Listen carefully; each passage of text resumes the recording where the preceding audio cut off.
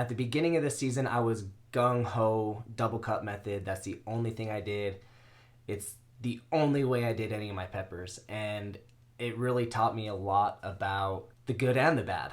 I had really good experiences, a couple not so good things, and figured I'd share it with you guys. We're gonna go ahead and start off with the good things first. First pro that I have about this is it's cheap. So these little red cups are gonna be a lot cheaper than your normal potting cups, your little small plastic pots or anything like that. Red Solo cups or even the Walmart stuff, anything like that, they're extremely cheap, extremely easy to come by. And other than that, you just need some soil, some hydroponic nutrients, and you're good to go. You don't have to worry about anything else. So it's super cheap, super affordable, to the point where, especially if you're a beginner and you don't have all the equipment yet, it would be really good for someone like that to get started with it. The second good thing I have is that it is extremely easy. When you start a seed in one of these cups, it can stay in that cup for quite a while. You don't have to transplant it right away like you do with some of those little pots or whatever that you get, or the small little seed starting kits, anything like that. With those, it's like as soon as it sprouts up, you're moving it into something bigger. With these cups, you can let it grow a little bit and kind of gain some traction before you just rip it right out of the dirt. That's something I really enjoyed about it this year, because I've had times where I've gotten home from work really late and I have to sit there and transplant a bunch of stuff because, you know, they're still under a dome and they're in one of those little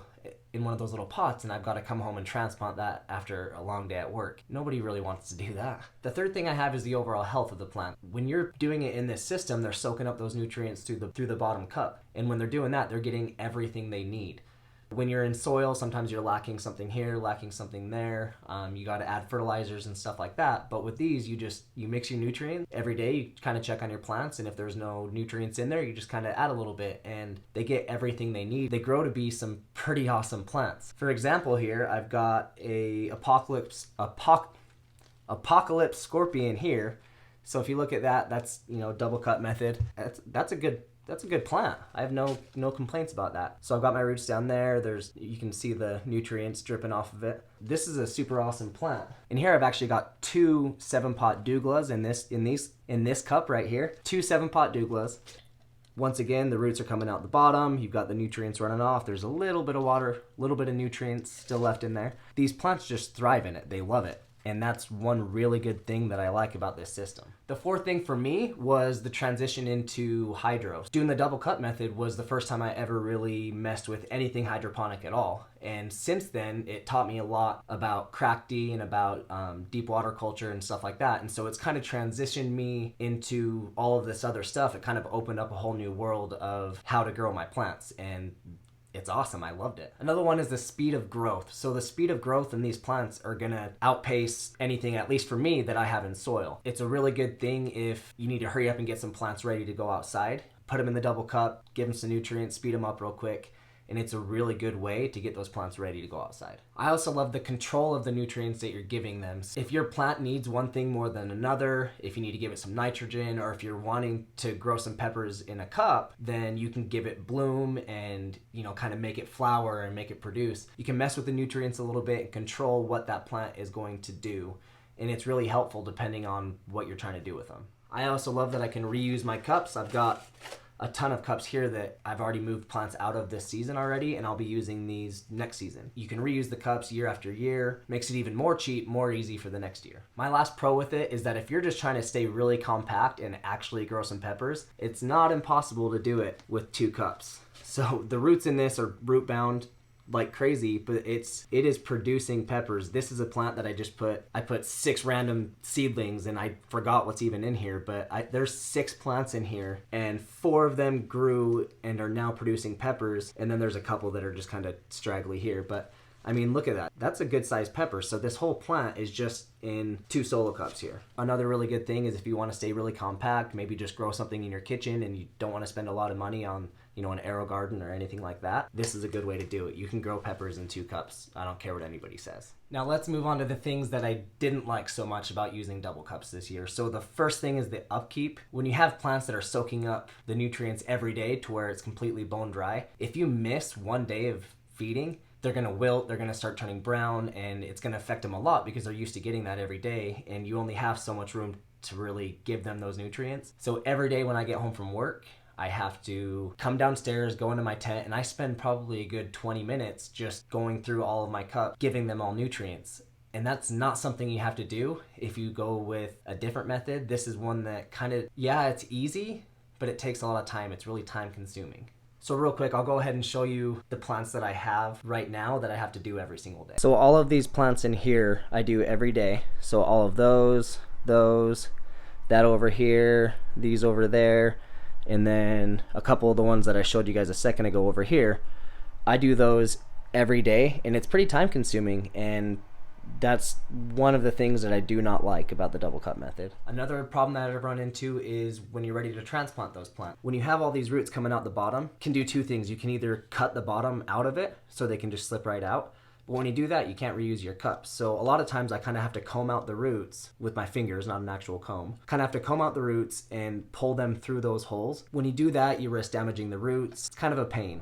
Another one of the cons that I have is the same exact thing as I have for a pro. I started pretty early this season, and the speed of growth can be good and bad. If you plant it right, speed of growth is great because you start your seeds, they're good to go, you grow them up, you put them out in the garden, you're done. Well, for me, I was used to growing in soil, so when I did everything this way, they grew way too fast, and I ended up with just a tent full of stuff that had to be transplanted, and that got a little bit out of control pretty quickly. I ended up having to buy a bigger tent just to kind of take care of everything that I had. Another issue I've ran into is toppling plants. When you get your plants and they start getting a little bit bigger, so I'm a couple weeks out from being able to bring my stuff outside, so these are ready to go. And these plants, when I have them in my tent and I have the fan going, I kind of have to prop them up against the side of the tent, because if that fan blows on them, they'll topple right over, and I'll come in the morning, I've got soil from the cup that just kind of spilled everywhere. I've got my hydroponic nutrients that they didn't even drink because they're just spilled out on the bottom of my tent. That's one of the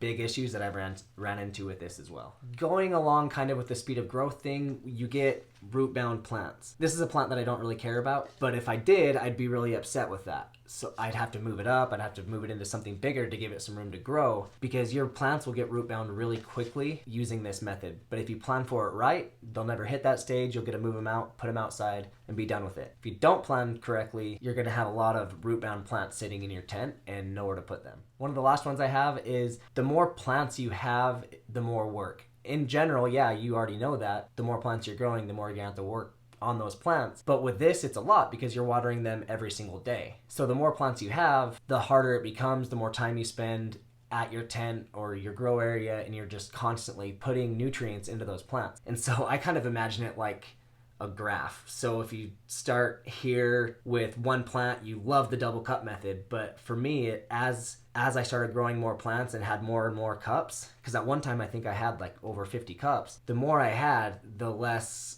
I liked the double cup method.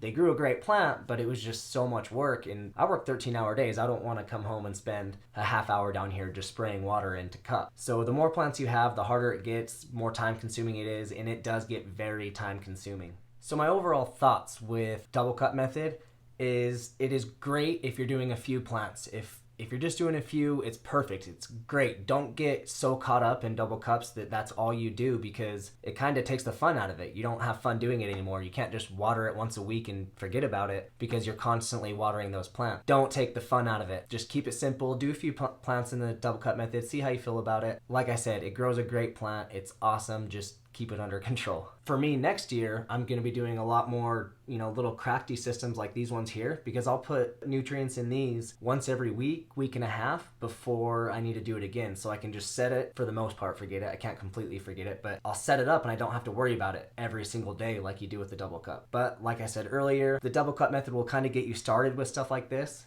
and it really opens the door to a lot of really cool stuff. Alright guys, that's everything I got for today. If you're interested in trying the double cut method, I do have a video on how to do that. They're also all over the internet. If it's something you want to do, video will pop up here, or just jump on YouTube and Google how to double cut method, anything like that. There's tons of videos, tons of different methods, tons of ways to do the double cut method. Watch some of my other videos. If you like what you see, consider subscribing, and I will see you guys next time. Thank you.